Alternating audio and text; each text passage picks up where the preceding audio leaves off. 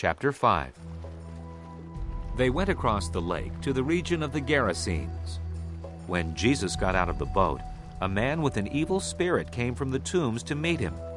This man lived in the tombs, and no one could bind him anymore, not even with a chain. For he had often been chained hand and foot, but he tore the chains apart and broke the irons on his feet. No one was strong enough to subdue him. Night and day among the tombs and in the hills, he would cry out and cut himself with stones. When he saw Jesus from a distance, he ran and fell on his knees in front of him. He shouted at the top of his voice, "What do you want with me, Jesus, Son of the Most High God? Swear to God that you won't torture me!" For Jesus had said to him, "Come out of this man, you evil spirit." Then Jesus asked him, "What is your name?" "My name is Legion," he replied. "for we are many." And he begged Jesus again and again not to send them out of the area. A large herd of pigs was feeding on the nearby hillside. The demons begged Jesus, "Send us among the pigs. Allow us to go into them."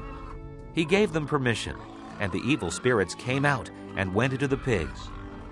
The herd, about 2,000 in number, rushed down the steep bank into the lake and were drowned. Those tending the pigs ran off and reported this in the town and countryside, and the people went out to see what had happened. When they came to Jesus, they saw the man who had been possessed by the legion of demons, sitting there, dressed and in his right mind, and they were afraid. Those who had seen it told the people what had happened to the demon-possessed man, and told about the pigs as well. Then the people began to plead with Jesus to leave their region. As Jesus was getting into the boat, the man who had been demon-possessed begged to go with him. Jesus did not let him, but said, "Go home to your family and tell them how much the Lord has done for you, and how he has had mercy on you."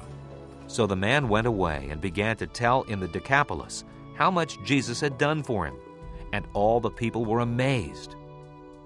When Jesus had again crossed over by boat to the other side of the lake, a large crowd gathered around him while he was by the lake.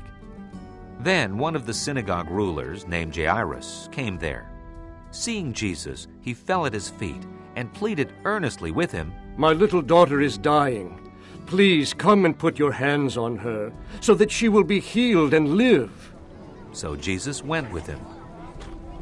A large crowd followed and pressed around him, and a woman was there who had been subject to bleeding for 12 years. She had suffered a great deal under the care of many doctors and had spent all she had. Yet instead of getting better, she grew worse. When she heard about Jesus, she came up behind him in the crowd and touched his cloak, because she thought, "If I just touch his clothes, I will be healed." Immediately her bleeding stopped, and she felt in her body that she was freed from her suffering. At once Jesus realized that power had gone out from him. He turned around in the crowd and asked, "Who touched my clothes?" "You see the people crowding against you," his disciples answered. "and yet you can ask, 'Who touched me?'" But Jesus kept looking around to see who had done it. Then the woman, knowing what had happened to her, came and fell at his feet, and trembling with fear, told him the whole truth. He said to her, "Daughter, your faith has healed you. Go in peace and be freed from your suffering." While Jesus was still speaking, some men came from the house of Jairus, the synagogue ruler. "Your daughter is dead," they said. "Why bother the teacher anymore?" Ignoring what they said, Jesus told the synagogue ruler, "Don't be afraid. Just believe." He did not let anyone follow him except Peter, James, and John, the brother of James. When they came to the home of the synagogue ruler, Jesus saw a commotion, with people crying and wailing loudly. He went in and said to them, "Why all this commotion and wailing? The child is not dead, but asleep." But they laughed at him.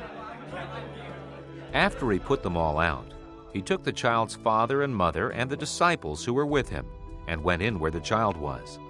He took her by the hand and said to her, "Talitha cum," which means, "Little girl, I say to you, get up." Immediately the girl stood up and walked around.